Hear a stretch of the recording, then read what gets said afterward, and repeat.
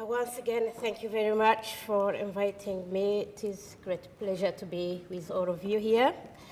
I have been asked to tell you a little bit of my experience during the genocide in Rwanda, but I thought I had a lot to do, which I had to give up today. I am not just here to tell you my story, because it's not just fun.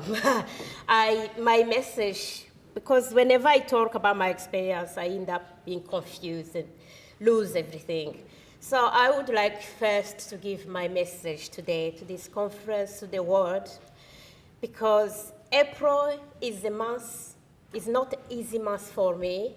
April is a month I went through genocide. I lost most of my family. April, that was 1994. April, I lost my husband where he was working for Oxfam in Angola, killed on road when he was coming from work.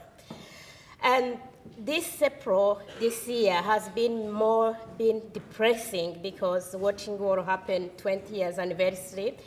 And in addition, I got contact with my brother Zani, and I got involved in watching what is going on in Burma, how Rohingyas are being killed like, I don't know what it is.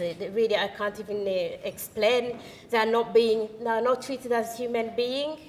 It has taken the UN 20 years to apologize for ignoring what was going on in Rwanda.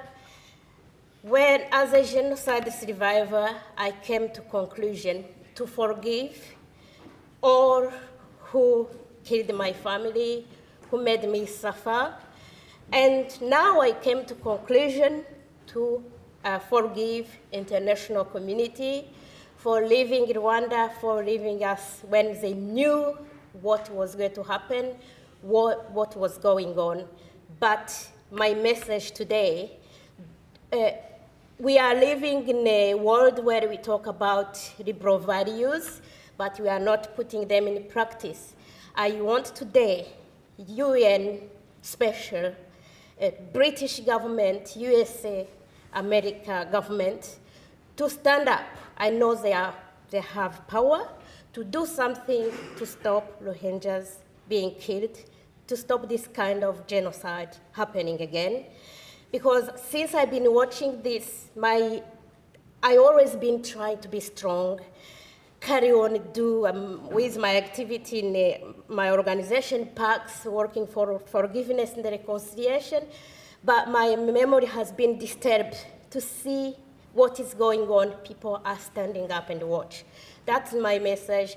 I forgive whoever, but stand up, do something to stop this going on.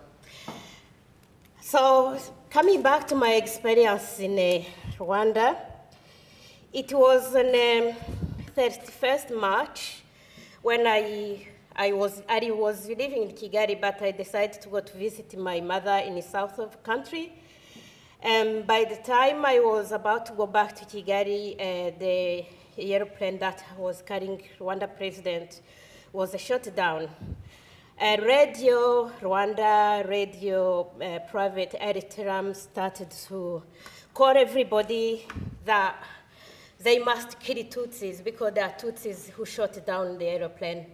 I must let you know, when the genocide happened, in Rwanda, there was a war between Rwanda government, Hutu government, and the Tutsis rebels who were living in Uganda, who left Rwanda in 1959. So the government called on everybody to kill Tutsis, all Tutsis, because they were planning to kill Hutus as well. That time I was with my mother. I stayed in Rwanda because they said no one was allowed to travel and to go anywhere. No one was allowed to go and stay with a friend or relative more than 2 weeks. And people, Hutus and Tutsi, we were just, they were confused. They thought it was militias who came from north, who came to kill southern people. Then Hutus and Tutsi in the south were together, really protecting one another, until on 21st April, President and the other high-ranking position in the government came in the South, encouraged Southern people to stand up and kill Tutsis because they were planning to kill them as well. So on 21st April, I went, my family and my mother and my sister and my brother who were together and the other children, we went in the bush to hide. We had a meeting there. We decided to separate. So we are not going to be killing each other. My brother and I decided to go to Burundi, but it was impossible because everywhere people stayed on barriers every night, all night, and we went through the bushes, but instead of going forward, we went backwards. So we did that about 5 days, but after 5 days, the government encouraged people to go in the bushes and take dogs and hunt people. So my brother and I were found in the bush 5 days after, tired, exhausted, and we were surrounded by about 50 people with machetes, whatever they had. The women and children started beating me up, took my clothes off, held machetes on my neck. My brother was same, but somehow they didn't kill that. They didn't kill us. Somehow I went to hide with people who managed to accept me. And later on, I went to my burgomaster, who was a Hutu of my village, but he had a wife who was Tutsi, and he was a very nice man.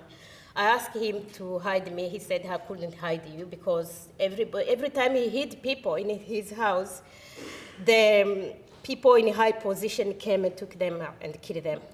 He gave me an identity card, said I was a Hutu. I left the village, I went to live in the town. I joined my aunt, who was although I'm a Tutsi, but my mother was a Hutu. So she had a relative who were Hutus. And I stayed with them 2 weeks, then militias came to attack my auntie because she was hiding a crocodile.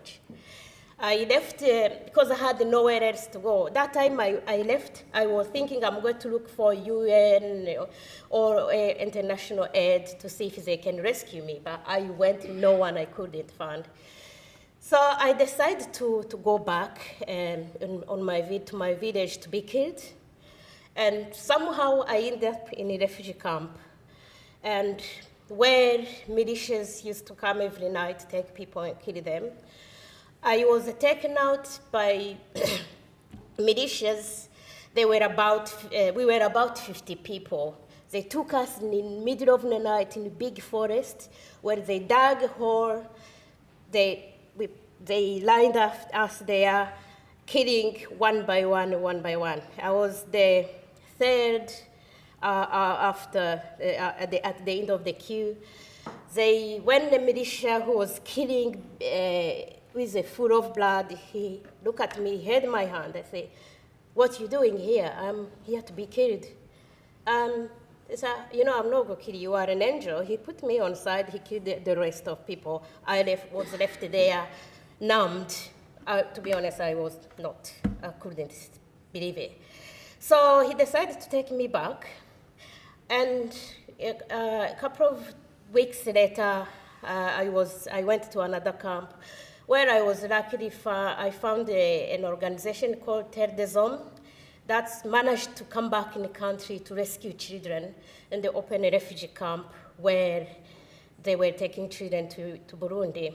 I managed to tell him that if he go to Burundi, he tell Oxfam, I'm still alive. My husband was in Angola working for 2 months there, but he had come back to look for me, but he couldn't come to Rwanda.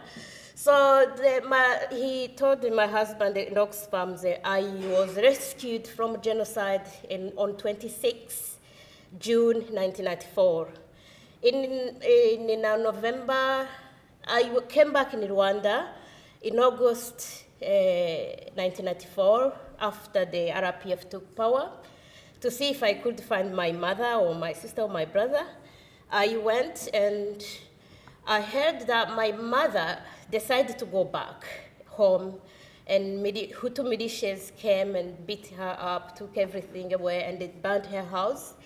They told her to go and never come back even on her land.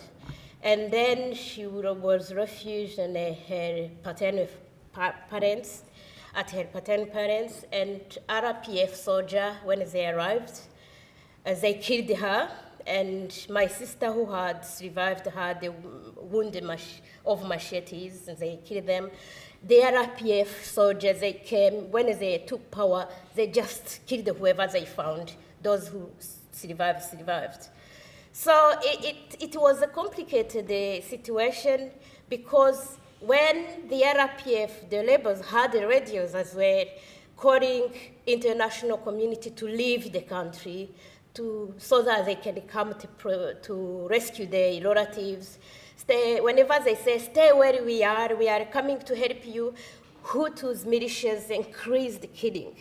So I left Rwanda at that time. I recognized that my mother and my sister were killed by the RPF. I went to Angola with my husband. He was working for Oxfam in November 1994. In 1996, he was killed where he was coming from work. He was shot dead with the UN militaries in the car. So that's how I came to live here. But since I came to live here, I met Rwandans. I found we still had differences. I decided to work for forgiveness and reconciliation. So once again, forgiveness is here who never done anything for Rwanda, but I don't want what happened to Rwanda and myself to happen to anybody, especially to Rohingyas trapped there. Thank you very much.